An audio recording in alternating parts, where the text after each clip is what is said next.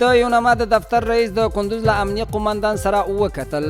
په کندوز کې د یونما دفتر مشر بوجیدار دیمیتروف او د شمال ختیځ زون سلاکار عزیز راسخوف د دغه ولایت له امنیه قومندان سره وکتل او د امنیت سربیره په نورو برخو کې د اسلامي امارت د ځواکونو د هلو ځلو ستاینه وکړه. خو د کندوز امنیه قومندان قاری بختیار معاذ د اسلامي امارت ځواکونه تر ټولو ریښتیني خدمتګاران بولي. د شرابو د خرڅلاو په تور 6 کسیزه ډله ونیول شوه.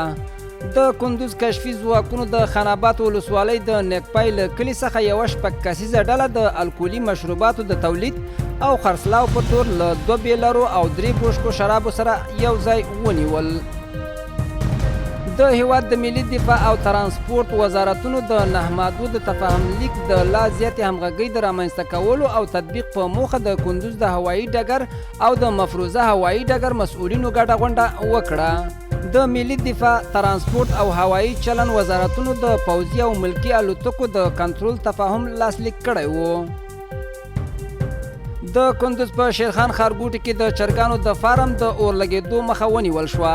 په شیرخان بندر کې اور وژونکو د امام صاحب د دوسرکه په سیمه کې د چرګانو د فارم اور لګېدنې مخه ډب او د لوی مالی زیان مخه یې نیولې ده.